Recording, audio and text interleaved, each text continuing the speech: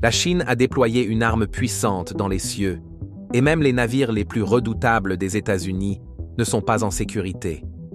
Récemment, les menaces croissantes posées par les véhicules aériens sans pilote ont augmenté à un rythme alarmant, et maintenant, les États-Unis ont enfin réagi.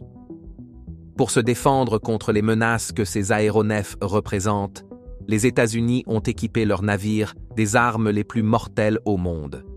Quelles sont les capacités de ces armes? Sont-elles assez redoutables pour protéger ces porte-avions des menaces aériennes croissantes? Rejoignez-nous pour explorer les caractéristiques de certaines des armes les plus meurtrières dont les navires de la marine américaine sont équipés. La marine des États-Unis est réputée pour être la plus grande et la plus puissante force navale au monde. Avec plus de 90 000 personnels actifs et environ 484 navires de guerre, la marine des États-Unis joue un rôle crucial dans la puissance militaire de l'Amérique et la défense nationale. Une partie essentielle de la force de la USN est sa flotte de 11 porte-avions nucléaires, y compris les porte-avions de classe Gerald R. Ford et Nimitz. Ces porte-avions fonctionnent comme des bases aériennes mobiles, offrant une polyvalence et des capacités exceptionnelles pour déployer des forces aériennes partout dans le monde. Chaque porte-avions est soutenu par un groupe de frappe composé de destroyers, de croiseurs et de sous-marins, formant ainsi une force maritime puissante. La flotte de surface de la marine des États-Unis comprend environ 70 destroyers de classe Arleigh Burke et 22 croiseurs de classe Ticonderoga, tous équipés du système de combat Aegis. Ce système avancé offre une excellente défense aérienne, une guerre anti-sous-marine et une défense contre les missiles balistiques grâce à une technologie sophistiquée de radars et de missiles. De plus, les navires de combat littoral ajoutent de la flexibilité et de la rapidité, en particulier dans les régions côtières. Une autre partie importante de la marine des États-Unis est sa flotte de sous-marins, qui comprend des sous-marins à attaque rapide et des sous-marins lanceurs d'engins nucléaires.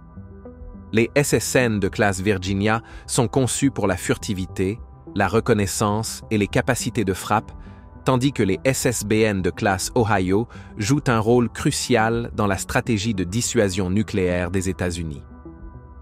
Récemment, ces navires de guerre ont été confrontés à des menaces sérieuses venant de technologies avancées comme les drones et autres aéronefs furtifs sans pilote. Le 4 octobre, le USS Gerald R. Ford, le plus récent porte-avions des États-Unis, a pris la mer pour son premier déploiement au milieu de tensions croissantes dans le Pacifique et de l'incertitude concernant le rôle futur de ces grands navires dans la guerre moderne. Mesurant plus de 9 étages de hauteur et pesant 97 000 tonnes, soit 32 000 tonnes de plus que les plus grands cuirassés de la Seconde Guerre mondiale, le Ford est impressionnant par sa taille. Cependant, il est aussi rapide, propulsé par des réacteurs nucléaires avancés de type A1B, qui lui fournissent environ 300 MW de puissance, le rendant presque 3 fois plus puissant que les super porte-avions actuels. Malgré sa puissance, les nouveaux missiles antinavires de la Chine, capables de vitesse supérieure à Mach 5, représentent une menace importante pour le Ford et toute la flotte de la marine dans le Pacifique. Ces missiles pourraient potentiellement détruire les navires les plus avancés, à l'instar de la manière dont le Japon a utilisé de nouveaux avions d'attaque pendant la Seconde Guerre mondiale pour couler des cuirassés puissants des États-Unis et de la Grande-Bretagne. Pour contrer ces nouvelles menaces, la marine utilise des armes modernes à longue portée, y compris des installations universelles de navires, des canons à rail et des lasers, qui pourraient changer la guerre future. Explorons certaines de ces technologies qui défendront ces navires coûteux et importants contre les menaces aériennes. Commençons par un type spécial de canon, le OTO Melara 76. Ce canon de 76 mm, également appelé le OTO 76, 62 Gun Mount, est un autocanon naval fabriqué par la société italienne OTO Melara. Ce canon est assez petit pour être installé sur des navires de guerre plus petits. Il a un taux de tir rapide et peut utiliser différents types de munitions, ce qui le rend efficace pour la défense à courte portée contre les missiles, les aéronefs, les cibles de surface et le soutien au sol.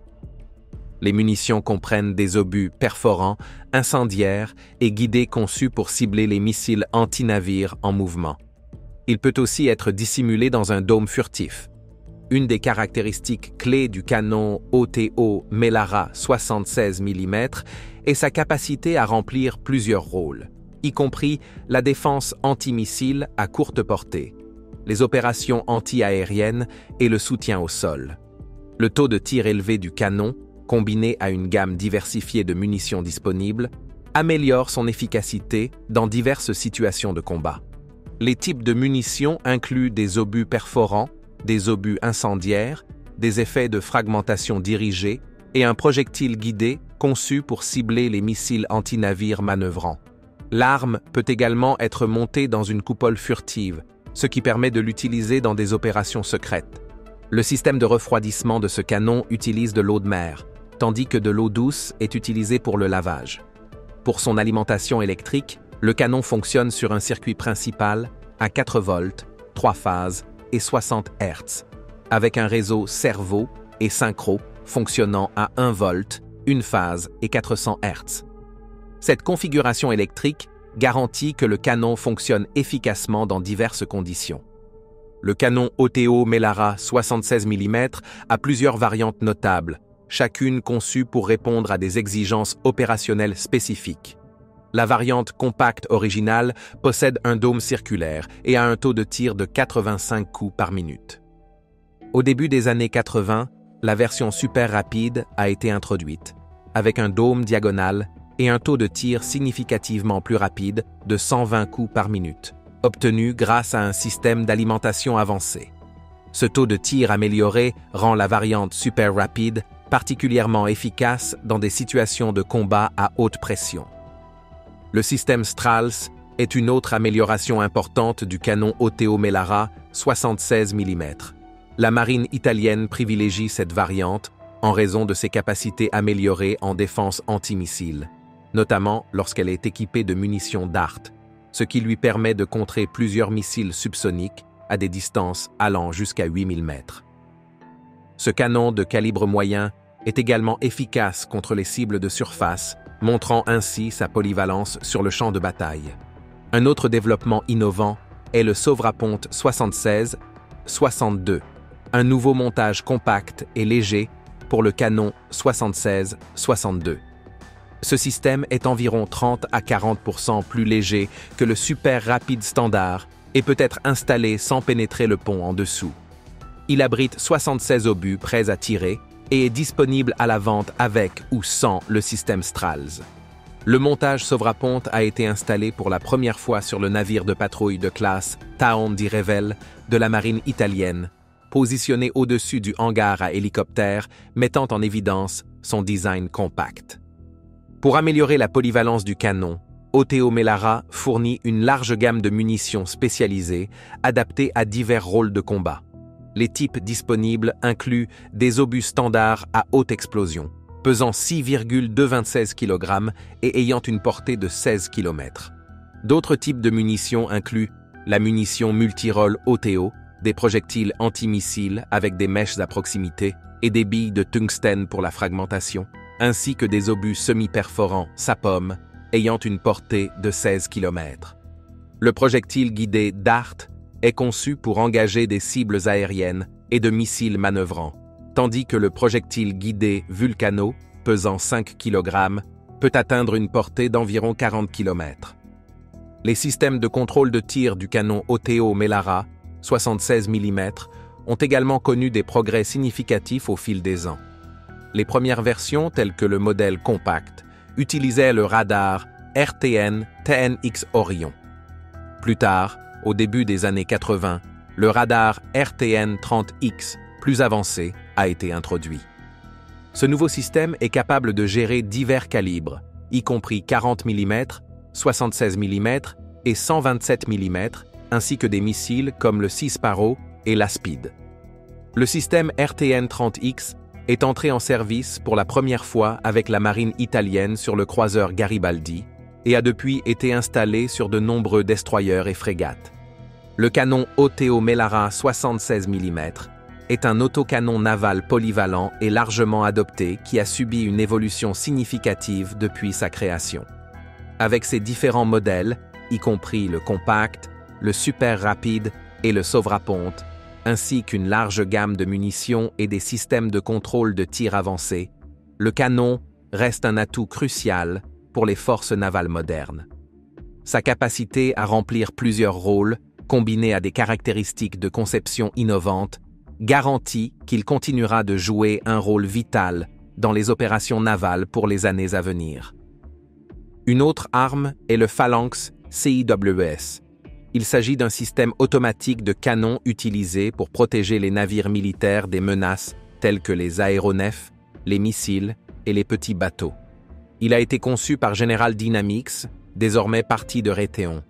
Le système comprend un canon Vulcan de 20 mm guidé par radar qui peut pivoter pour cibler les menaces entrantes. Le Phalanx est utilisé par la marine des États-Unis et 15 autres pays, étant déployé sur presque tous les navires de combat de surface américains, à l'exception du destroyer de classe Zumwalt et du dock de transport amphibie de classe San Antonio. D'autres utilisateurs incluent la Royal Navy britannique, la Royal Australian Navy, la Royal New Zealand Navy, la Royal Canadian Navy et la garde côtière des États-Unis. Une version terrestre appelée LPWS, ou Land Phalanx Weapon System, a été créée dans le cadre du système Counter-Rocket, Artillery and Mortar. Elle a été utilisée pour défendre contre les attaques de roquettes, d'artillerie et de mortiers lors du retrait des États-Unis d'Afghanistan en 2021.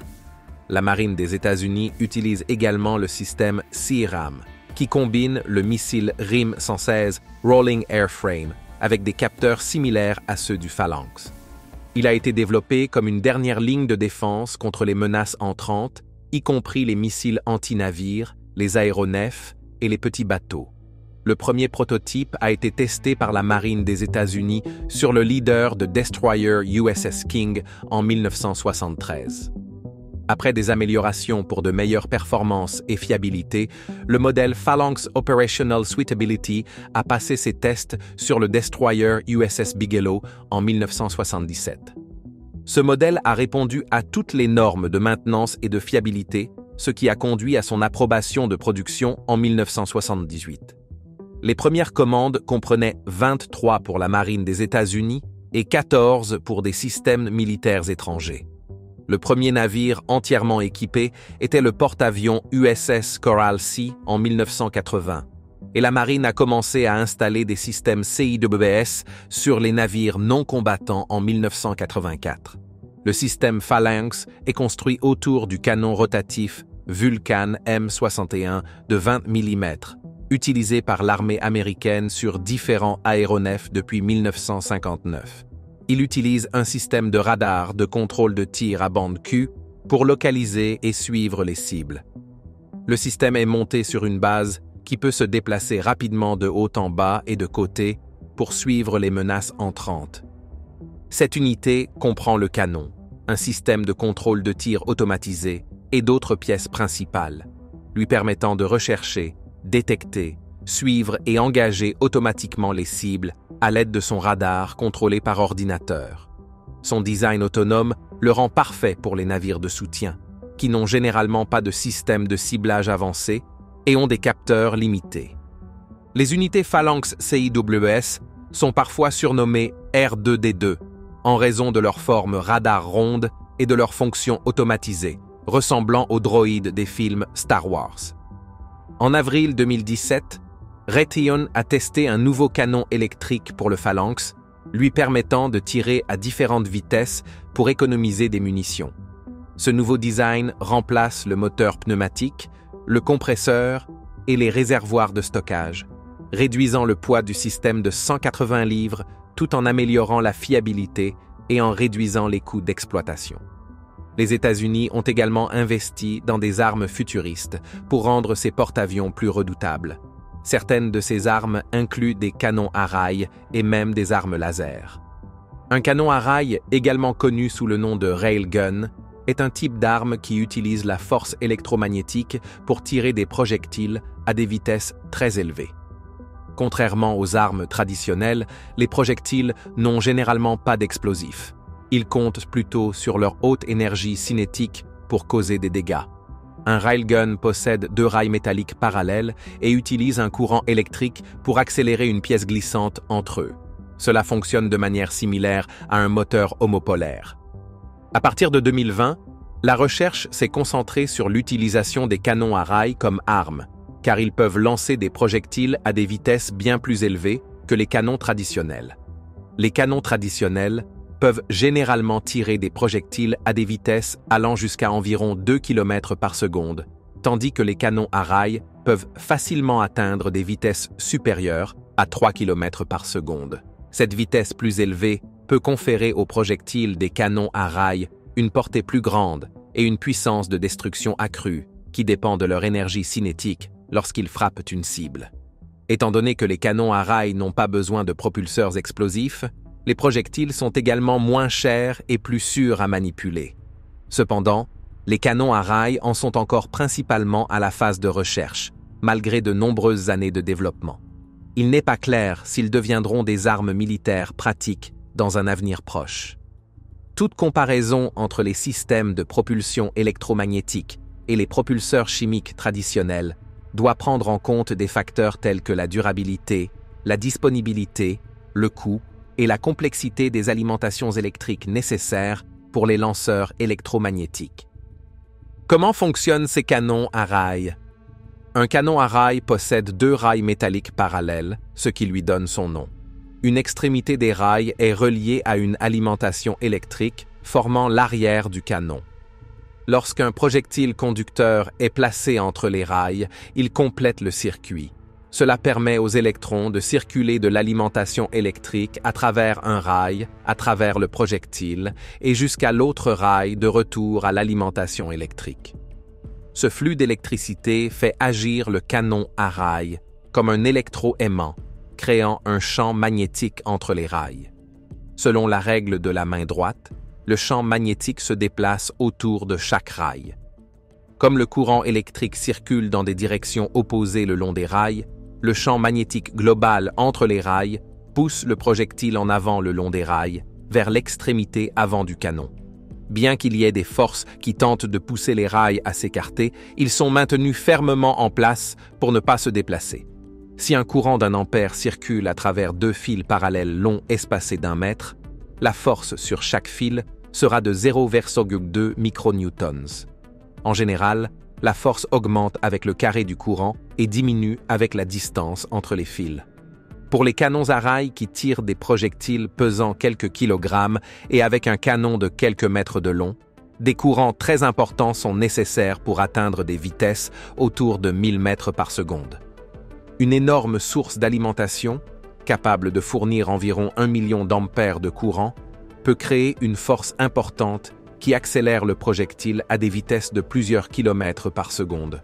Cependant, ces vitesses élevées génèrent beaucoup de chaleur, ce qui peut rapidement user les rails. Les canons à rails nécessiteraient des remplacements fréquents des rails ou l'utilisation de matériaux spéciaux résistants à la chaleur. Les experts s'accordent à dire que des avancées significatives dans la science des matériaux sont nécessaires pour créer des canons à rails puissants capables de tirer plus de quelques fois avant d'avoir besoin de nouveaux rails. Le canon doit résister à cette pression pendant de nombreux tirs sans se détériorer. L'alimentation électrique doit fournir de grands courants de manière constante et sûre pendant un temps utile. La mesure la plus importante de l'efficacité d'une alimentation électrique est la quantité d'énergie qu'elle peut délivrer. En décembre 2010, l'énergie la plus élevée utilisée pour tirer un projectile d'un canon à rails était de 33 mégajoules. Les sources d'alimentation courantes pour les canons à rails incluent les condensateurs et les compulsateurs, qui se chargent lentement à partir d'autres sources d'énergie. Les rails doivent supporter des forces importantes lors du tir, ce qui peut les écarter du projectile. Si l'écart entre les rails et le projectile augmente, cela peut créer des arcs électriques qui endommagent les surfaces des rails. Cela a limité les premiers canons à rails à un seul tir à la fois. L'efficacité d'un canon à rail est également limitée par l'inductance et la résistance des rails et de l'alimentation électrique. Différentes formes et conceptions de rails sont en cours de test, notamment par la Marine des États-Unis et d'autres institutions de recherche.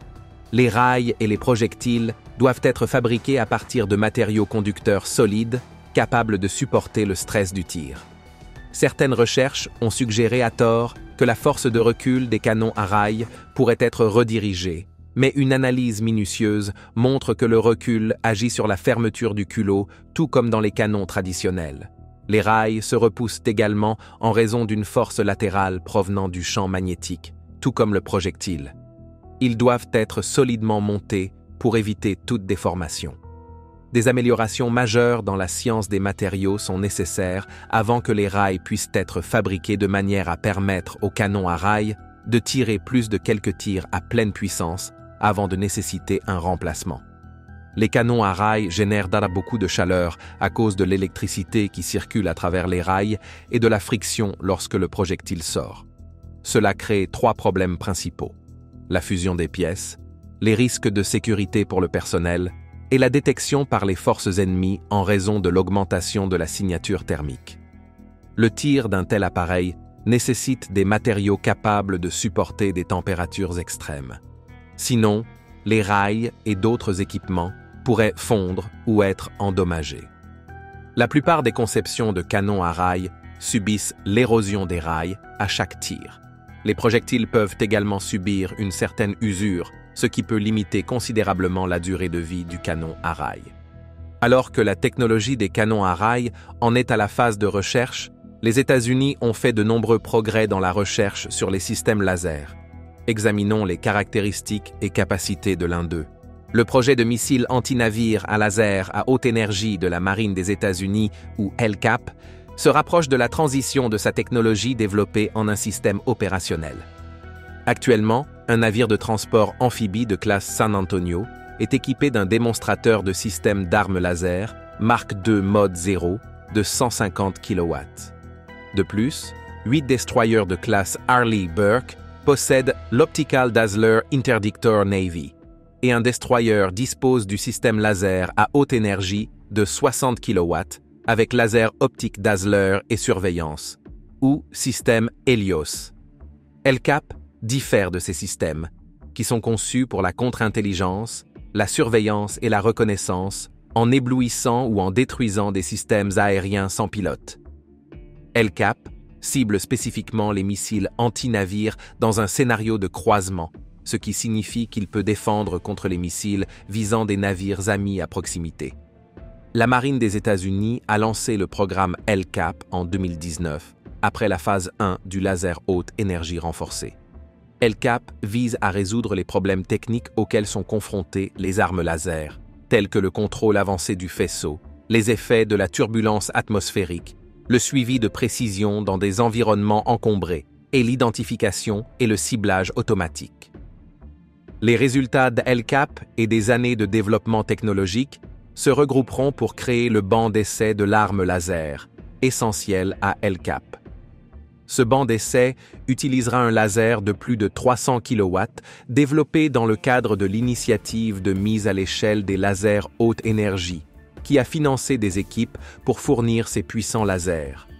Le laser sera combiné avec un système prototype de contrôle du faisceau créé par la Marine et intégré à un système d'alimentation et de refroidissement. Le LWT sera testé cette année sur le site d'essai de missiles de White Sands, et les premiers tests se concentreront sur le contrôle du faisceau, le suivi et les performances optiques du système. Par la suite, il sera testé contre des cibles de plus en plus complexes, en commençant par des cibles terrestres fixes, puis des cibles mobiles, et enfin des cibles aériennes sans pilote à faible coût et des substituts de missiles de croisière. Une fois terminé, ce programme aidera à améliorer les futurs systèmes basés sur le système d'armes laser de la marine de surface, Incrément 1. Actuellement, il n'y a pas de plan pour que le programme laisse derrière lui des actifs ou des prototypes pour l'intégration sur les navires. Merci d'avoir regardé. Tant que vous êtes encore là, cliquez sur le lien à l'écran pour découvrir une autre de nos vidéos. À bientôt.